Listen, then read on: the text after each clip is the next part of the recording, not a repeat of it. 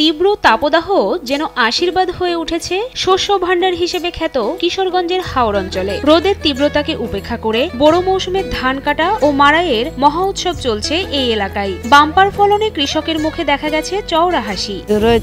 দিনের ধান দিনে আমরা শুকাইয়া তুলতে পারছি, বৃষ্টি হইলে তো মনে করুন ধান লইয়া বয়ে তখন ধান নষ্ট হইলো, এই তো আমরা ভেজাল হইলো। মেঘ বদলি নাই, রোদ আল্লাহ দিলে খুব ভালো। পাখির চোখে যতদূর দেখা যায় শুধু ধান কাটার মেশিন আর কৃষকের ধান কাটা ও মাড়াইয়ের উৎসব। মাড়াই করা ধান সিদ্ধ করা ও শুকানোর কাজে ব্যস্ত কৃষাণী।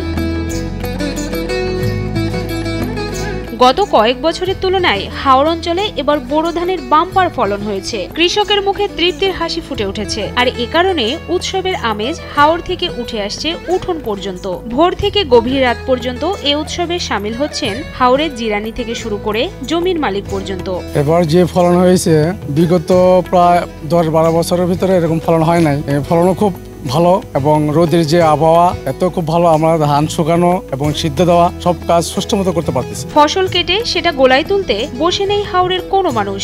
সব বয়সী নারী পুরুষ ও শিশুরা ভোর থেকে গভীর রাত পর্যন্ত ধান কাটা ও মাড়াইয়ের কাজে ব্যস্ত সময় পার করছেন। যারা এসব কাজে হাত লাগান না তারা বসে শ্রমিকদের কাজ দেখছেন, উৎসাহ দিচ্ছেন। বৈশাখ মাসে ধান লাড়ি শুকাই দলা করে আনন্দ করে যারা ধান লাড়ি কাম লয়ে যায়, আমার ভালো লাগে অনেক। সারা বাংলাদেশ যখন তাপমাত্রার আচরে দিশেহারা, তখন কিশোরগঞ্জের হাওরের চাষিরা এই তীব্র তাপদাহকে আশীর্বাদ মনে করছেন। অন্যান্য বছরে ঝড় বৃষ্টি সহ নানা প্রাকৃতিক দুর্যোগে বড় ফসল তুলতে সমস্যায় পড়ে হাওর অঞ্চলের মানুষ। তবে এবার বৃষ্টি না হওয়াতে নির্বিঘ্নে ফসল ঘরে তুলতে পারছেন বলে জানান এক কৃষাণী। এবারের বছর ঝড় বৃষ্টি কিছু নাই, রোদ আছে, পালা করান দিছে, আমরা ধান টান সুন্দর করে লইতাছি, সিদ্ধ দিতাছি, চাল ভাত করতাছি। আল্লাহ এবারের বছর খুব সালামতে রাখছে। অন্যান্য বছর তো ঝড় বৃষ্টি তাহে খুব কষ্ট হয়। ইতোমধ্যে হাওরের 60 ভাগ জমির ধান কাটা হয়ে গেছে। আর কয়েকটি দিন বৃষ্টিবাদল ও শিলাবৃষ্টি না হলে হাওরের কৃষকেরা পুরো ধান মাড়াই করে তাদের গোলায় তুলতে পারবেন। হ্যাঁ, আল্লাহর মতে এই বছর তো সুন্দর ফসল হয়েছে। যদি আল্লাহ দেয় আর 2-4টা দিন যদি আল্লাহ দিন দেয় বা দেয়া যায়, তে আমরা আল্লাহর মতে সাইরেল মু আল্লাহ কাছে সবুর হাজার সুন্দর ফসল দিয়েছে।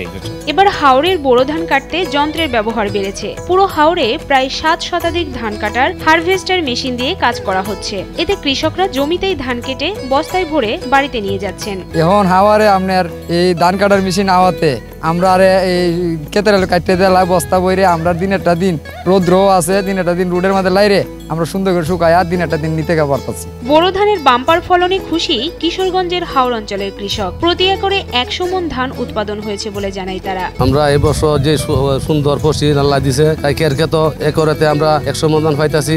আর সুন্দর রোদ উঠতেছে, ধানও শুকাইতাছি, গুলা তুলতাছি। কিছুদিন আগেও 50 জন শ্রমিক যে কাজ 7 দিনে করত, বর্তমানে ধান কাটার যন্ত্র দিয়ে সেই কাজ একদিনেই করা সম্ভব হচ্ছে বলে জানান এক কৃষক। আগে যে 50 জন শ্রমিক যে 7 দিনে যে কাজটা করতে পারতো, এখন আমাদের এই ধান কাটার মেশিন একটা মেশিনেই 50 জন শ্রমিক 7 দিনের কাজ একদিনই করতে পারে। কাটার মেশিন আসার পর বিভিন্ন জেলা থেকে আগত ধান কাটার শ্রমিকদের চাহিদাও অনেকাংশে কমে গেছে। এছাড়া এই মেশিনে ধান কাটার খরচও কম হচ্ছে বলে জানান এক শ্রমিক। আমরা সিরাজগঞ্জ থেকে আসছি কিশোরগঞ্জ জেলা ধান কাটতে। আগে আমরা সিরাজগঞ্জ থেকে কিশোরগঞ্জ 50 জন 40 জন লোক আসছি ধান কাটতে। বর্তমান মেশিন হওয়ার কারণে দেখা যায় যে 50 জন যে ধান কাটছি, একটা মেশিন একদিনে তার চাইতে বেশি কাটে, খরচও কম হয়। মহাজন এই কারণে আমাদের এখন চাহিদা কমে দিছে।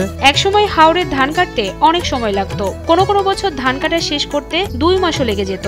সেটা এখন মাত্র 15 দিনে হয়ে যায়। কৃষির উন্নয়নে সরকার কাজ করে যাচ্ছে বলে জানাই কিশোরগঞ্জ 4 আসনের সংসদ সদস্য রেজওয়ান আহমেদ তৌফিক। একসময় অনেক সময় লাগতো, 2 মাস সময় লাগতো এই হাওরের ধান কাটতে। আর এখন 15 দিনে সমস্ত হাওরের ধান তারা কেটে ফেলতে।